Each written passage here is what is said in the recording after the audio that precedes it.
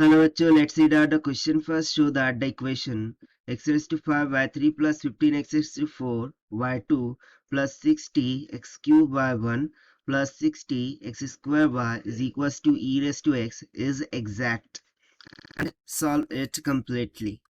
So यहाँ पर हमें गिवन इक्वेशन को बताना है कि वो एग्जैक्ट है और साथ साथ उसे सॉल्व करना है completely. So स्टार्ट करते हैं हम सॉल्यूशन से. But before of it, let's talk about the key concept which we are going to use here for this question.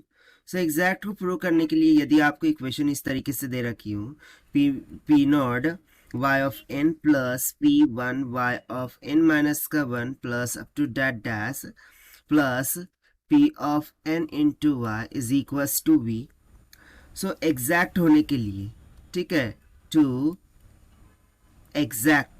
Exact की कंडीशन क्या है कि एग्जैक्ट इक्वेशन कब बनेंगी, जब हमें p of n minus of p dash of n minus का 1 plus में p double dash of n minus का 2 minus of p triple dash of n minus का 3 plus it will be up to that dash, ये equal to हो जाए 0 के, जहाँ पर पी आइज ऑफ डैश डबल डैश ये क्या है, बेसिकली उस पर्टिकुलर इंस्टेंट के डेरिवेटिव्स है.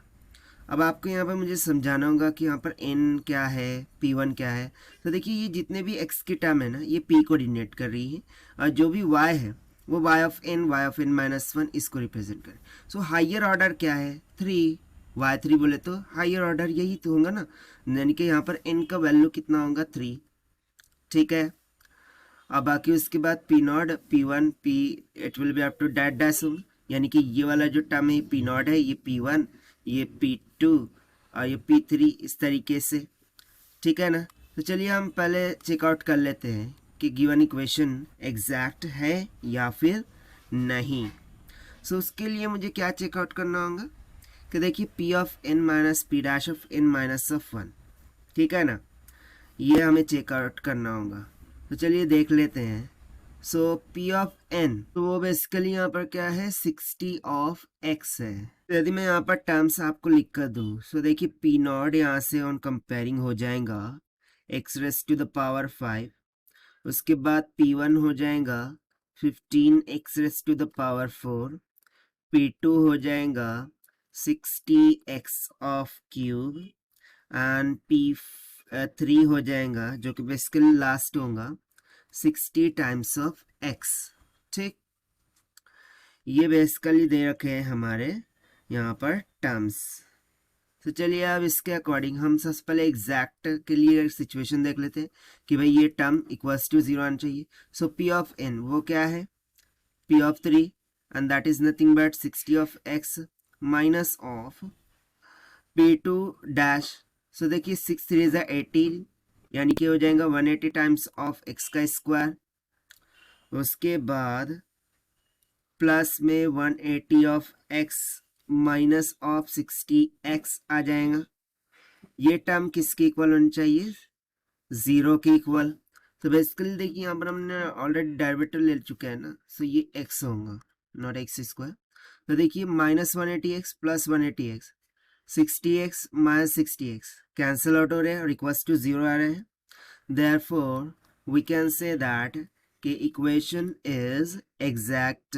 इक्वेशन क्या है, एग्जैक्ट है. सो देखिए ये हो गया हमारा प्रूव्ड वाला सॉल्यूशन जो कि हमें शो करना था. अब हम स्टार्ट करते हैं इसको सॉल्यूशन को फाइंड आउट करना. तो सबसे पहले हम फर्स्ट इंटीग्रल लेंगे. ठीक है, सो फर्स्ट इंटीग्रल लेने पर, तो after taking the first integral, ये डायरेक्टली मैं यहाँ पर राइट डाउन कर रहा हूँ कि 20x cube y plus 10 x raise to 4 y1 plus x raise to 5 y2 is equals to e raise to x का, तो ई रेस टू x ही होता है integral plus some constant of integration that is a यहाँ पर add हो जाएगा. अब यदि मैं इस इक्वेशन को देखूँ, सो अगेन ये एग्जैक्ट इक्वेशन आएगी. कैसे, क्योंकि देखिए 20 ऑफ x क्यूब माइनस का 40x क्यूब प्लस में 20 ऑफ x क्यूब. ठीक है, ये दोनों हो गए 40 40 माइनस 40 कितना हो गया 0. सो अगेन क्या है, एग्जैक्ट इक्वेशन है। सो अब हम लेंगे second integral. So second integral लेने पर हमें मिल जाएगा 5x⁴y plus x⁵5y1 is equals to e⁻x as it is, और a टाइम्स ऑफ x हो जाएगा प्लस अगेन एक constant of integration that is भी यहाँ पर बढ़ जाएगा। अब यदि मैं देखूँ सो फिर से ये एग्जैक्ट निकल के आ रही है, दैट मीन्स कि हमें थर्ड इंटीग्रल लेना होगा, ठीक है, क्योंकि हमें कंप्लीट सॉल्यूशन फाइंड करने को बोला था।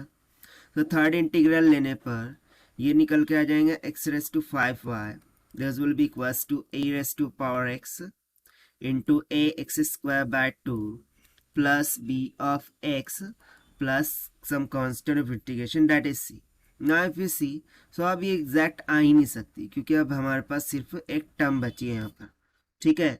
सो फाइनली हम बोल सकते हैं कि जो सॉल्यूशन ऑफ डिफरेंशियल इक्वेशन है वो कुछ इस तरीके से हो जाएगा कि y is equals to e⁻x plus ax² plus b of x plus c, और इसको हम डिविडेंड में भेज देंगे, that is x⁻5।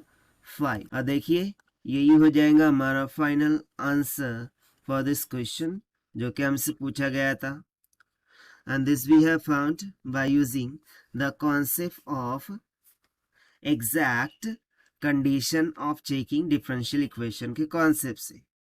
So this is the required solution. I hope you understood well. Best of luck. Thank you.